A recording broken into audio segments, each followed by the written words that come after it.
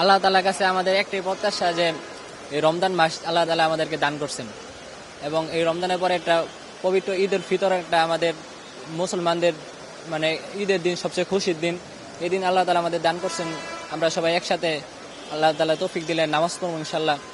আল্লাহ তাআলার কাছে একটাই প্রত্যাশা করবো যে আল্লাহ তাআলা আমাদেরকে এরকম নেক হায়াত দান করেন এবং আমাদের সবাইকে সুস্থতা রাখেন, এবং পুরা দেশটাকে আল্লাহ তাআলা যেন এরকম রহমতের দিয়া ঘিরে রাখেন। আল্লাহর কাছে প্রার্থনা, আলহামদুলিল্লাহ 30 রোজা আমরা পেয়েছি।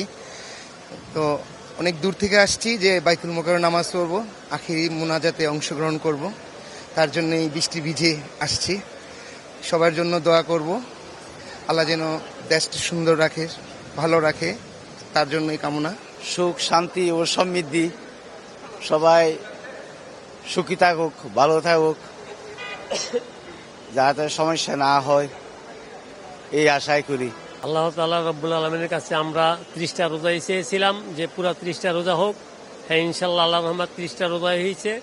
আর আজকে শেষ বিদায়ের জুমা, আমরা এই বাইতুল মোকাররমে নামাজ পড়তে আসছি। এখন নামাজ পড়ে আমরা আল্লাহর কাছে এই প্রার্থনা করব যে আল্লাহ আমাদের এই বাংলাদেশটা যে সুখ শান্তি মতন চালাইতে পারেন, এবং যেই প্রধানমন্ত্রী তারেক রহমান হয়েছেন সে যেন সুন্দরভাবে ইসলামী শাসন করে ইসলামী ভাষায় যেন এই বাংলাদেশটা পরিচালনা করতে পারে, আমরা এটাই কামনা করি। এবং আমরা সবার কাছে প্রার্থনা করি এবং সবার জন্য আল্লাহর কাছে দোয়া করি যে সবাই যেন সবাই যার যার বাড়িতে যায় ছেলে মেয়ে নিয়ে আমরা নায়রাতকে নিয়ে ঈদ উদযাপন করতে পারে সুখ শান্তি মতন।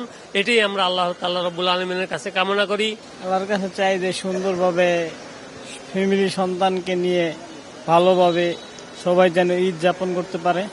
আর যিনি সরকার আসছেন তার কাছে আশা করব যে তিনি ভালোভাবে রাষ্ট্র চালাবেন। আজকে আল্লাহর কাছে দোয়া, আল্লাহ আজকে জানি আমাকে জ্ঞান ও বুদ্ধি দান করে, আর আমার আব্বুকে জানি স্বাস্থ্য দান করে।